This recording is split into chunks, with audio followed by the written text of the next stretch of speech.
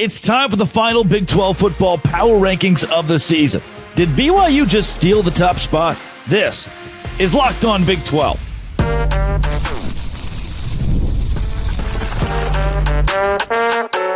You are Locked On Big 12, your daily podcast on the Big 12 Conference. Part of the Locked On Podcast Network, your team every day.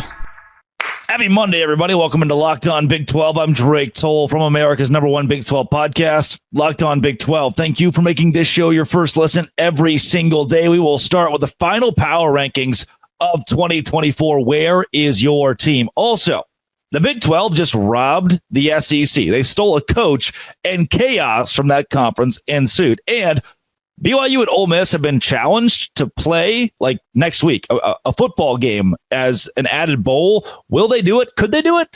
If you hit subscribe, I get to keep my job. Let's do the whole power rankings thing. At number 1, come on, double overtime. Opportunity to advance in the college football playoff, Arizona State. Pull the bye in the playoff as well. As gritty a performance as you'll find, maybe the best player, the most valuable player of the Big 12 Conference this year for one singular team is Cam Skattebo for Arizona State. Obviously, Travis Hunter deserved the Heisman Trophy, best overall player in the conference, but for one singular team, a player that mattered the most, Cam Skattebo, Arizona State, they're number 1. Number 2, BYU. This is where it's undisputed. 1, Arizona State, 2, BYU. BYU winning 11 games this season, going 11-2 overall. Iowa State's in that conversation, but those are the 3 teams, and there's a gap past that, and that is where you find Iowa State number 3 in the power rankings this year with Rocco Beck. So 1, 2, and 3, Arizona State, BYU, Iowa State. While yes, in their bowl game, Arizona State did lose, they're still number 1. I don't think anybody can argue with them being number 1 at the end of this football season. BYU being at number 2, the way they beat Colorado in their bowl game. Iowa State beat Miami, no doubt. They didn't beat Miami the way that BYU beat Colorado. That is 1, 2, and 3. And then Colorado comes in at 4. Here's what's a little bit unfair about Colorado being at 4. If let's say that BYU had played North Carolina in a bowl game and Colorado had gotten to play NC State, right? Or Colorado played Illinois and both teams won, then where do you put them? Obviously, that's not what happened. But the fact that 2 Big 12 schools were pit against one another in bowl season means that someone has to lose overall. Someone has to drop. So 1, Arizona State, 2, BYU, 3, Iowa State, 4, Colorado. But they get an asterisk. Asterisk? That's a tough word. Because, what if they had just played a normal bowl game like everybody else and won? I mean, I'm still going to leave them ahead of other teams like a Kansas State or a TCU that won their bowl. Colorado is at 4. Then at 5, we get a little hairy. Some of you may go Kansas State, but after seeing the way which TCU won their bowl, do you understand? I'm going to, let's get in here. You understand that TCU won 9 games this season? TCU won 9 games. They were a game away from winning 10 in the year of our Lord, 2024. They're at 5, my power rankings. I don't think we gave them enough credit down the stretch for what they did this season. They were able to pull things together after a weird start, not a great start. The loss to Houston is still going to be a bad taste in your mouth, but if they win that Houston game, and they were better than Houston overall, then TCU would be a 10-win football team. The Horned Frogs are up there, no doubt. It's Arizona State, BYU, Iowa State, Colorado, TCU, then Kansas State. The way they won their bowl game, I know TCU played a worse opponent than Kansas State played, but I still don't have that much faith in Rutgers. Kansas State wins the game. They're down by 17. A lot of credit for coming back to win that game, but more turmoil this season than I expected out of the Wildcats. You could have won the Big 12. The fact that in the last week you weren't in a position to win the Big 12. TCU winning 9 games is surprising to me, a little surprising to me. I don't think Kansas State winning 9 games is a surprise to anybody. The Wildcats should have been better, could have been better, had a Big 12 championship caliber quarterback in my eyes. They are in there at number 6. Baylor, an opportunity. Baylor and Texas Tech at 7 and 8. Both teams had an opportunity to go show up and shock. I mean, I don't know. I had predicted, obviously, on this show that Baylor and Texas Tech both win because they were playing SEC schools that didn't seem to care. And then you get to the bowl game and you lose pretty ugly games. Baylor gets blown out by LSU, never finds its footing. Dave Aranda makes some questionable calls. Does he kick? Does he not kick? Can't make his mind up. Then Texas Tech loses to an Arkansas team who was depleted. Arkansas didn't have anybody out there, and Tech ends up falling. I think both schools had a very disappointing end to a season that seemed so positive there at the finish of the regular season and then into the portal where Baylor and Texas Tech both have done what they need to do. Tech especially in the transfer portal, and you get squashed in a bowl game and go, shoot, where was the momentum that we had? 7-8, still top half of the Big 12, not where they want to be after bowl losses. 9, West Virginia. So impressive that they are the number 9 team in the Big 12 out of 16 and fired their head coach. They needed to. You couldn't get over the hump. Neil Brown wasn't the guy long-term in Morgantown, but to be 9 still, to go to a bowl game, to show up in the bowl game, your offense was great in that game against Memphis. Your defense wasn't very good all season long. Zach Alley is going to fix that. I'll talk about that here in a second as well. West Virginia, still a top-end team in the Big 12. I say top-end. I mean, 9 is a pretty solid spot to be in. You went to a bowl. Then there's Kansas. Kansas. I don't know what to do. You were the world beater. You were the one who the giant slayer, and you miss a bowl game. Like, why couldn't you just go to a bowl? Why couldn't you just beat Baylor and be the 10th Big 12 team to go to a bowl game this year? Instead, the Jayhawks at 5-7 are number 10 because of their insane stretch of 3 consecutive ranked wins there toward the end of the year. 11, Utah, certainly the most disappointing season in the Big 12. You could argue Oklahoma State, but I'm not sure anybody picked Oklahoma State outright to win the Big 12. Pretty much everyone, myself included, had Utah in the Big 12 championship, winning the Big 12 regular season title as well. And instead, Utah at 5-7 misses a bowl game, the number 11 in the league. 12, Cincinnati. I said earlier this year that I don't know if Scott Satterfield is the answer. I got a lot of flack for that. A lot of heat from Cincinnati fans. And then they went on this really rough stretch to close the season. I don't trust him. I don't know if I trust Cincinnati next season. Maybe having them at 12 at the end of the year is fine by me. 13, Houston. They will be better. First-year head coach, they will be better. 14, UCF. Head coaching change. Crazy that, again, West Virginia is at 9. They're at 9 with a head coaching change. UCF's at 14. Pretty tough season in Orlando. 15, my 7-on-7 intramural team in college, ATO. We were the 15th best team this year in the Big 12, and we weren't very good at 7-on-7 intramural football. 16, Arizona, meaning just snubbed this week, not on the list, not in the top 16 teams, Oklahoma State. Just brutal, man. Not very good at the whole football thing this year, as disappointing as it gets. I think only Utah could be more disappointing than Oklahoma State this year because Utah was supposed to win the league and go to the college football playoffs. So it is 1 Arizona State, 2 BYU, 3 Iowa State, 4 Colorado, 5 TCU, 6 Kansas State, 7 Baylor, 8 Texas Tech, 9 West Virginia, 10 Kansas, 11 Utah, 12 Cincinnati, 13 Houston, 14 UCF, 15 my intramural 7-on-7 flag football team, and 16 Arizona. If you are mad at that list, 2 tiers in a bucket. Coming up, the Big 12 just robbed the SEC blind. This is Locked On Big 12, part of the Locked On Podcast Network, your team every day.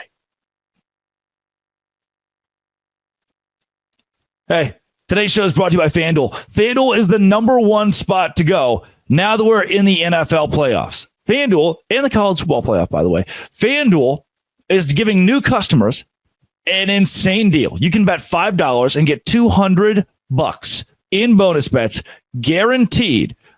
New customers can bet $5. Listen to this. Get $200 in bonus bets guaranteed, win or lose.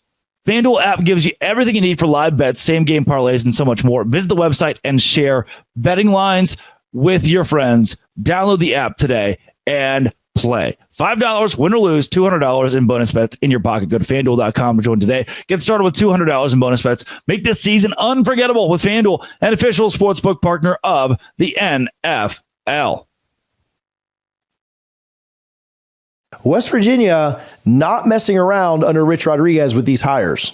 No, I mean, SEC, take that. He said, give me that. I want that. And that is Zach Alley, the co-defensive coordinator at OU. The very first takeaway I have on this move is, TJ, Oklahoma has a whole lot of problems, and the SEC is not as put together as they want you to think.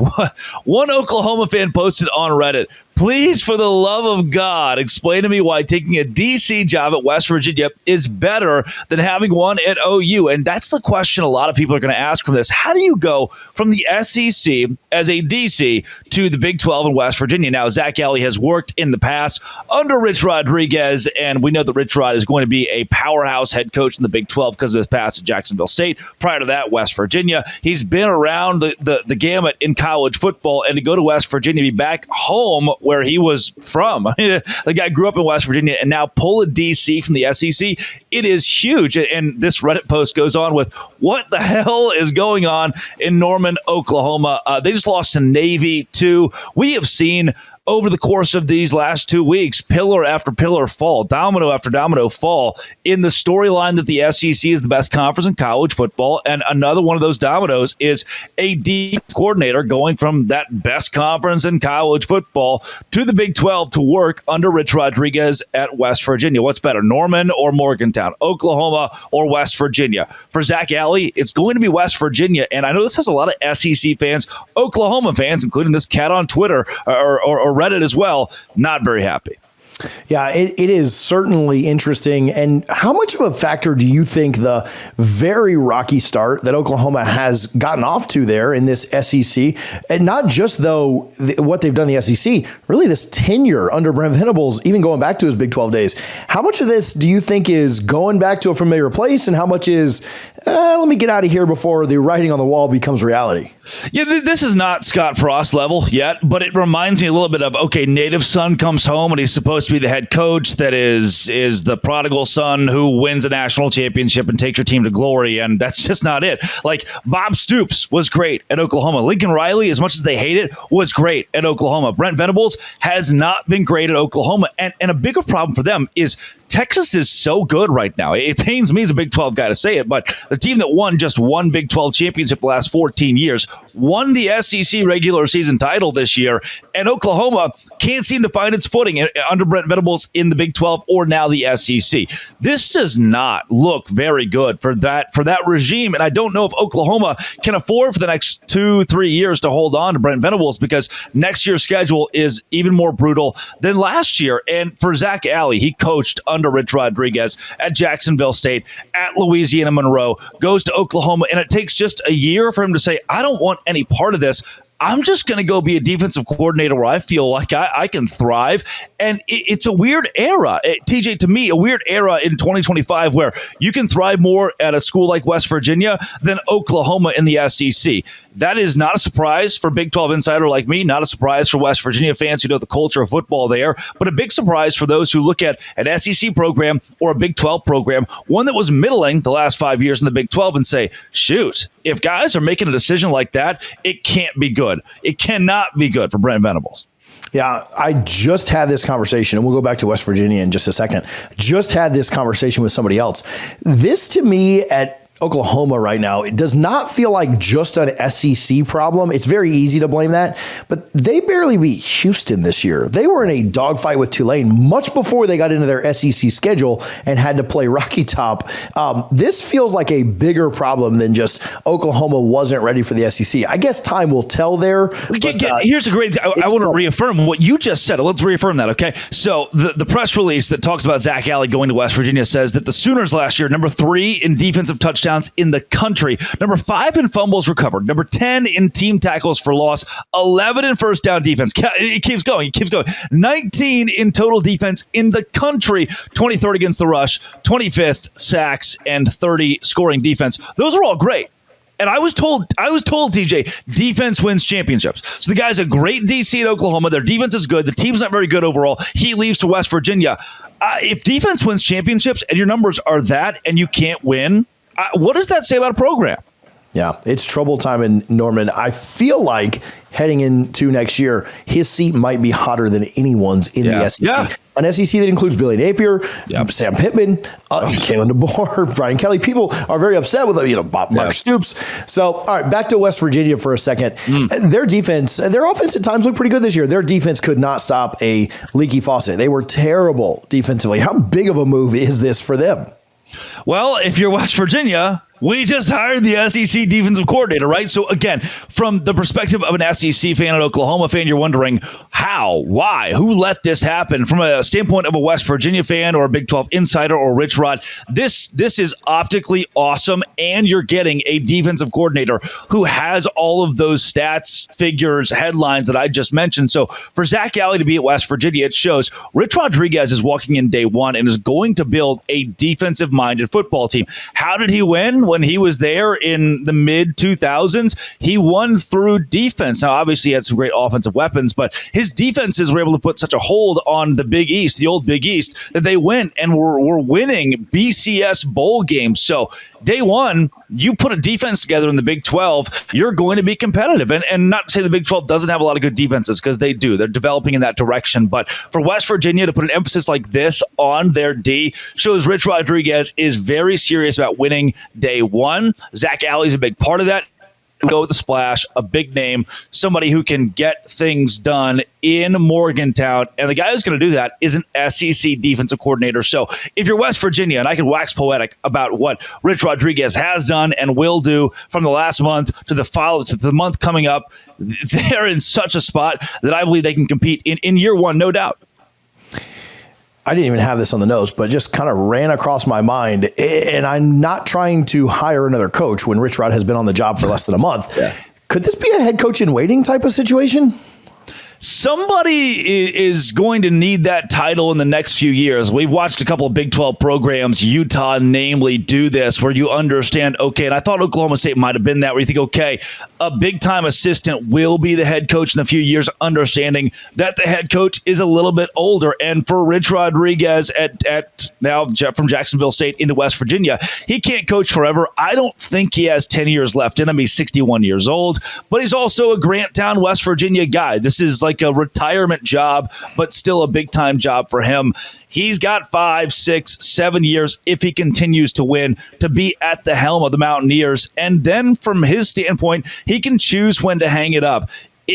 For me, tough to say yet, because he hasn't coached a game in this second tenure at West Virginia, but Zach Alley would be the dude. I think he's 31 years old right now, so he's young enough that if you said, look, would you come and be the guy at West Virginia for the rest of your life, please? The answer is likely yes. And Rich Rodriguez is only making $3.5 million per year at West Virginia on this current contract, so we know that there's a lot there for the assistant coaches. And eventually, if Zach Alley is the guy, I think he makes a lot more than 3.5 and becomes now a power 4 head coach or a power 4 head coach in waiting if he sticks out for 5, 6 years, or if Rich Rodriguez is there for 5 or 6 years and says, hey, I want to clearly make it. I want to make it clear, I should say, that Zach Alley is going to be our guy. It's on the table.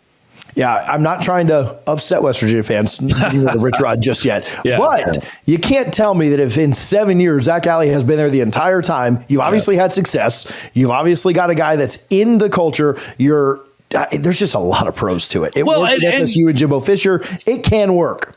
Part of this, though, for Zach Alley, he wants to be good enough in the next 3 years that year 3, he's getting calls from a UCF saying, come be our head coach, or a USF saying, come be our head coach. Somebody around that side of the country, I think he was a Clemson guy, somebody around this area of the country who says, we want you to be our head coach. So if things truly do go well in Morgantown, I think Rich Rod has enough time that Zach Alley could be a power 5, want to bring the AAC in there, a power 5 head coach in the next few years, not even making it to the end of Rich Rodriguez's tenure. Pop in here and tell you today's show is brought to you by Game Time. You can attend the 12-team college football playoff through Game Time, buying tickets with Game Time, which has the best prices on the market right now. They have a new feature called Game Time Picks that makes getting tickets for events even easier. It filters out the fluff so you can see incredible deals on great seats, and you don't have to waste time searching through thousands of tickets. I use Game Time Picks to find tickets very cheap to go to the Orange Bowl, see Notre Dame play in the college football playoff. Browsing through the deals was such a breeze, and with the super deal in particular, it stood out as the best value for the entire game. The app shows you the total cost up front with a little toggle a feature and no surprise fees at checkout. Take the guesswork out of buying tickets with Game Time. Download the Game Time app, create an account, use code LOCKEDONCollege for $20 off your first purchase. Terms apply. Again, create an account, redeem code LOCKED ON. That's Locked On College for $20 off. Download Game Time today. Last minute tickets, lowest prices, and that is guaranteed. BYU and Ole Miss, can we just drop everything we're doing right now and set this game up? It's not impossible if you're a BYU fan. I want to put it out first and foremost. BYU would do this. BYU has done this in the past. You'll have to remember back to that COVID season where BYU played Coastal Carolina on like a week or two's notice and said, you know what? Sure. It was wild. There were like murmurs across the country that BYU, could they compete at the top level? Can Coastal Carolina compete at the top level? And the two universities said, you know what? In 2 weeks, we both have an off date. Let's just kind of do it. And so they played a college football game. They rigged one up, and it was a classic. It was so cool to see. At the time, two teams that were mid-major duke it out. BYU, number 16 in the country, Coastal Carolina, number 12 in the country. That game was played on December 5th. And now there is a Reddit college football tweet which says, are there any reasons not to play this game a week from now between BYU and Ole Miss? Would be a tremendous game. Seems like both teams would be up for the challenge. I can tell you one team would be. BYU has done this before, which you don't see it very much in college football, but it's legal. It's within the parameters to say, you know what? Let's just play another football game. And I know after what happened between BYU and Colorado, the viewership that was picked up in the Alamo Bowl, that ESPN, who loves their money, would certainly do this. BYU would play. They would play Ole Miss. The problem is Lane Kiffin has a very hard time putting his money where his mouth is. He's a very good clickbaiter. He's great at the Twitter app. He loves utilizing the last one with his daughter and Chili's, and he's just trying to drive engagement on that app, and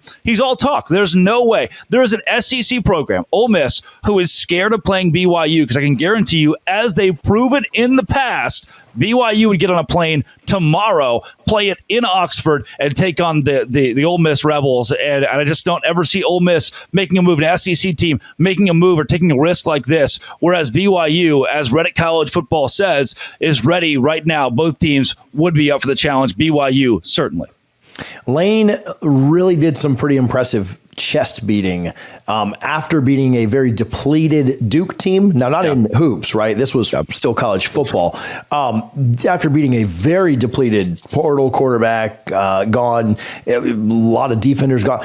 He was really, really impressed with that win against Duke, and said that we were going to run. They ran up the score to prove all the ills of the world wrong for them getting left out of the college football playoff. Never mind what happened in Gainesville and when they played Kentucky. But did a really good job of banging the drum of how good Ole Miss was because of what they did to Duke. But that wasn't even close to the best win that we saw in bowl season. If anybody has the best win in bowl season, it might have been the team we're talking about, with BYU beating Colorado and absolutely shutting down one of the most high-powered offenses that we've seen ever in college football. Yeah, that was not the win itself that was so good for BYU, but the way they did it. It was total domination. There have been videos that have come out now of Shedeur Sanders on the sideline with the iPad, watching film in-game going, I don't know what to do. I can't. He couldn't read the defense because BYU, Jay Hill, had so many impressive things scripted for him. The best win of the bowl season wasn't Ole Miss over a Duke team that had mostly opted out, an Ole Miss team who had their best quarterback of all time, who, by the way, will end his Ole Miss career with 0 playoff appearances, 0 playoff wins, a loss to Kentucky. I mean, sure, a local legend and a guy who walks off campus as a free beers dude for the rest of the time at the local bar in Oxford. But what's tangible? What did he actually do? Where you go, okay, shoot, here's our trophy case that he's got a Heisman or he's got some Davey O'Brien. No, I mean Jackson Dart's good. I'll give it to him for sure. But what did he do that is world beating all time at Ole Miss? And then they go and they beat a Duke team that didn't really play. They were on the third string quarterback, right? They looked incompetent in the bowl game. And Lane Kiffin, craziest part, TJ, wasn't beating his chest about his own team. He was beating his chest about Alabama. who lost to Michigan, or about South Carolina, who lost to Illinois, and all of those schools are kind of that little pod right there. Even Georgia, he's beating his chest about Georgia, says go Dogs as they lose to Notre Dame by double digits. Kiffin was touting other SEC programs that he thought should have gotten more respect. It's the SEC. There's not a lack of respect issue with the SEC, and they've got egg on their face. They got entirely embarrassed this postseason. Ole Miss, one of the few schools that has something to tout, and what they're touting is a win against a Duke team that, again, didn't really play the bowl game, whereas BYU played a full-strength, full-health Colorado and just floored them. BYU is the better football team of these two. I don't think it's that hard to argue that after you see the full body of work over the course of the season. And yeah, I wish we could see a matchup like this after a bowl year where Ole Miss still has a lot to prove because the bowl win they got wasn't very impressive. This feels like a layup for a couple of athletic directors at these two schools to schedule this thing. We'll talk the hypothetical in just a moment again, but this feels like a layup to schedule a home and home right now. Like, what are we waiting on, and why is this not on a future schedule? Yeah, I could mention again, it was actually number 13 BYU, number 18 Coastal Carolina. That was a 2 weeks notice, and they scheduled that game. BYU's ready. BYU's ready at any point in time. Their athletic director, their head coach, their entire program will tell you, if you want to question them as a unit, they will play you anytime, any place. And again, they have displayed that on 2 weeks notice, whereas a lot of SEC teams, it feels like at this point, are trying to get out of their contracts against Power 4 teams, their home and away games that are coming up. And Ole Miss is one of those. I mean, Lane Kiffin has talked about, what is there to play for? What is the metric that determines the college football playoff? And certainly I'm asking that question too, but for much different reasons. Kiffin's just looking for an out right now. I mean, they don't want to save money. They want to spend money to play worse teams in non-conference and avoid the likes of a BYU. Kiffin wants to talk a big game. He won't back it up by playing these big games, and it's a BYU squad that, like I mentioned, is ready. They would do it. There are Big 12 programs that don't need to. It's not very smart. I'll give it to you. It's not very smart. Just go 12-0. Beat whoever. If you go 12-0, you're getting in the college football playoff. But I know, having been around the athletic director in person at BYU, Tom Holmoe, that they are ready to compete against anybody, again, anywhere. They would do this, schedule it, do it. Ole Miss wouldn't. It's like the big brother that knows he's bigger in theory, but just won't ever fight the little brother, right? I remember the first time I ever beat my dad in pickup basketball, just one-on-one, was the last time we ever played. Yep. When I beat him for the first time, my dad said, all right, you got it. You got me, right? And we stopped playing. That was the very last time. It's the same thing here. It is one. It's worse. It's worse. You haven't even played each other yet. This is the neighbor across the street. You're watching the neighbor shoot hoops. And you're like, well, I'm 4 years older than him, but I've seen the way that he warms up. I'm not going to play one-on-one against that guy. That's the way this is. You're going to keep beating your chest. But the second that somebody asks you, hey, you want to back it up? Nope. I'm just going to tweet out that I'm going to not back it up. Yeah. Go SEC, right? Yeah. Drake, where can people follow you for not just hypothetical conversations, but also all of your Big 12 content coverage? Yeah, at LO Big 12 and at Drake C. Toll on Twitter and wherever you find your podcast with Locked On Big 12. Awesome, man. Appreciate you. Always fun, TJ.